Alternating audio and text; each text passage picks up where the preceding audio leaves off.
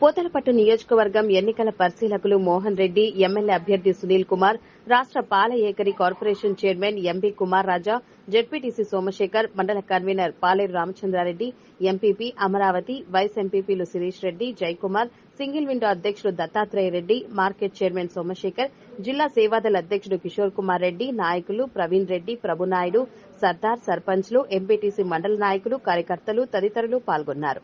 Doctor YSR Rajasekhara Reddy గారు అదేవిధంగా ఇంకా ఎన్నో సంక్షేమ పథకాలు నడిపి రాష్ట్రాన్ని అభివృద్ధి పథకంలో తీసుకెళ్లారు. తరువాత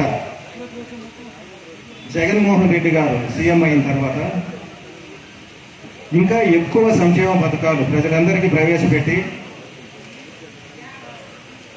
ఎంత కష్టకాలం వచ్చినానో కరోనా లాంటి కాలం 2.5 సంవత్సరం వచ్చి రాష్ట్రం చాలా ఆర్థిక ఇబ్బందులు ఇరుక్కున్న టైంలో కూడా ప్రజల ప్రాణాలు కాపాడాలని దేశంలోనే నంబర్ 1 రాష్ట్రంగా ఆంధ్రప్రదేశ్లో సేవలు అందించి ప్రజలను కాపాడి అభివృద్ధి పథకంలో నడిపిస్తున్నారు. వైఎస్ఆర్ పార్టీని, వైఎస్ఆర్ జెండాని రెపరెపలాడించాం. అవునా కాదా? ప్రతి పంచాయతీలో యోధులను తయారు చేశాం ఆ రోజు. అవునా కాదా? అందుకే నాకు ఈ మండలాన్ని ఒక అదృష్టమైనటువంటి మండలంగా నేను భావిస్తాను. 3,000, 6,000 మైనస్ ఉందేమో గతంలో.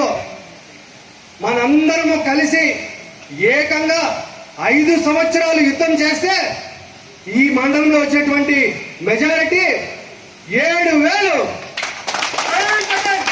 ఈరోజు మనతో పాటు సంక్షేమ ఫలాన్ని, అభివృద్ధిని ఈరోజు మళ్ళీ గ్రామానికి తీసుకెళ్ళినటువంటి ఘనత జగన్మోహన్ రెడ్డి గారిది.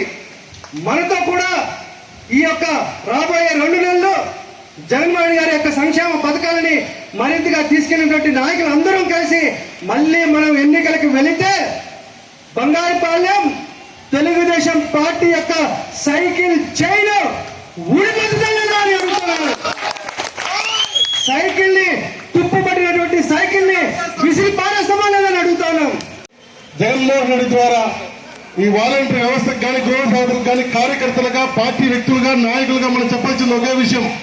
నవరత్నాలు జగన్మోహన్ రెడ్డి 5 ఏళ్లలో కంప్లీట్ అయిన 3 నెలల ముందుగా ప్రతి సచివాలయంలో బోర్డు పెట్టాడు. ప్రతి ఇంటి వరకు చూసుకోవచ్చు జగన్మోహన్ రెడ్డి ఇచ్చాడా లేదా, చెప్పిన పథకాలు ఇచ్చాడా లేదా అనేసి. అలాగే ఒక చిన్న విషయము, బంగారుపాలెంలో ఒక అబ్బాయి సైట్ కొని ఉన్నాడు. కీరమండ వాస్తవ్యులు ఎస్సీ అబ్బాయి. ఏం చేస్తున్నావు అంటే బెంగళూరు మానత టెక్ పార్క్ లో జాబ్ చేస్తున్నానని చెప్పాడు.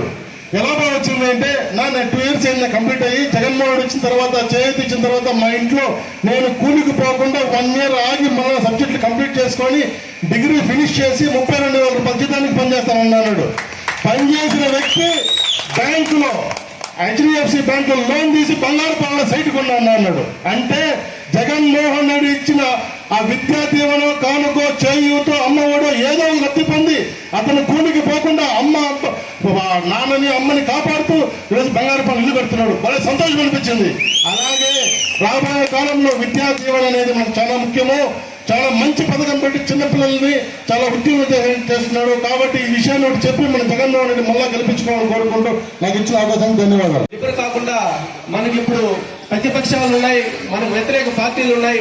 వాళ్ళతో మనమంతా ఏకమై వాళ్ళతో పోట్లాడి మనము ఈ రాబోయే ఎలక్షన్ లో మళ్ళా వైఎస్ఆర్సీపీ ప్రభుత్వాన్ని స్థాపించే విధంగా మనం ప్రయత్నించాలని మీకందరికి కోరుకుంటూ, బంగారుపల్లి ఈ పూతలపట్టు కాన్స్టిట్యూన్సీలో బంగారుపల్లి మనకు చాలా పెద్దది. అదే విధంగా మన మెజార్టీ కూడా అదే స్థాయిలో ఇవ్వాలా. మన ఇన్స్టెంట్ ప్రసంగించడం చెప్పినప్పుడు 15 నుంచి 20,000 ఓట్లు మెజారిటీ మన బంగారుపల్లి నుంచి ఇవ్వాల్సిందిగా సభ్యులు పార్టీ మారినారు. అంత కష్టకాలంలో కూడా పూతలపట్టు కాన్స్టిట్యూన్సీలో మనం వైఎస్ఆర్ కాంగ్రెస్ పార్టీ అభ్యర్థిని గెలిపించుకున్నాం డాక్టర్ సునీల్ గారిని. ఆ రోజు కూడా జగనన్నతో తోడుగానే ఉండడం జరిగింది. ఎంతమంది పార్టీని వీడినా కూడా వైఎస్ఆర్ కాంగ్రెస్ పార్టీకి పనిచేశారు. కాబట్టి ఈరోజు దాన్ని పార్టీ గుర్తించి తిరిగి 2019లో వైఎస్ఆర్ కాంగ్రెస్ పార్టీ అభ్యర్థిగా సునీల్ గారికి ఇవ్వడం జరిగింది. ముఖ్యంగా కార్యకర్తలుగా మనం అందరూ కూడా ఒకటి ఆలోచించుకోవాలి. ఇక్కడ ఉన్న వాళ్ళందరూ కూడా గత 30-35 సంవత్సరాల నుంచి కాంగ్రెస్ పార్టీలో మనం ఉన్నవాళ్ళమే. కాంగ్రెస్ పార్టీ రాష్ట్రంలో భూస్థాపితమైన తర్వాత వైఎస్ఆర్ కాంగ్రెస్ పార్టీలో మనం అందరూ కూడా చేరడం జరిగింది. మనం చేరిన తర్వాత కూడా 2014లో దురదృష్టవశాత్తు తెలుగుదేశం అధికారంలో వస్తే దాదాపుగా ఈ మండలంలో 65,000 ఓట్లుంటే 21 ఎంపీటీసీలు 41 సర్పంచులుంటే ఆ రోజు అధికారం తెలుగుదేశం ఉంది కాబట్టి స్థానిక సంస్థల ఎన్నికల్లో కేవలం 5 ఎంపీటీసీ స్థానాలు గెలుచుకున్నాం. ఒక జెడ్పీటీసీని 6,000 ఓట్ల మెజార్టీతో మైనస్తో వైఎస్ఆర్ కాంగ్రెస్ పార్టీ ఓడిపోవడం జరిగింది ఈ మండలంలో. ఆ రోజు మనమందరూ ఇక్కడ ఈ స్టేజ్ మీద ఉన్నటువంటి నాయకులందరూ కూడా పనిచేసాం. వైఎస్ఆర్ కాంగ్రెస్ పార్టీ శక్తి వంచన లేకుండా మనమందరం కూడా పనిచేస్తే తెలుగుదేశం రూలింగ్ ఉంది కాబట్టి ఆ రోజు ఈ మండలంలో మనం వైఎస్ఆర్ కాంగ్రెస్ పార్టీ జెండా ఎగరేయలేకపోయినాం. ఇవన్నీ కూడా మీరు గుర్తుపెట్టుకోవాలి. ఎన్నో బాధలు పడినాం. మనమంతా కూడా సమిష్టిగా కృషి చేసినా కూడా వైఎస్ఆర్ కాంగ్రెస్ పార్టీ జెండాని ఈ మండలంలో ఎగరేయలేకుండా పోయినాం. ఇవన్నీ చూసిన తర్వాతే మన ప్రీతం ముఖ్యమంత్రి జగన్మోహన్ రెడ్డి గారు ఈ రాష్ట్రంలో వైఎస్ఆర్ కాంగ్రెస్ పార్టీ అధికారంలోకి తీసుకొని రావాలి, వైఎస్ఆర్ కుటుంబ సభ్యులకు న్యాయం జరగాలి, వైఎస్ఆర్ కాంగ్రెస్ పార్టీ అధికారంలోకి వస్తే బడుగు బలహీన వర్గాల సంక్షేమం కోసం అనేక సంక్షేమ కార్యక్రమాలు ఈ రాష్ట్రానికి తీసుకొని రావాలనే ముఖ్య ఉద్దేశంతో ఆ రోజు పాదయాత్ర మొదలుపెట్టడం జరిగింది.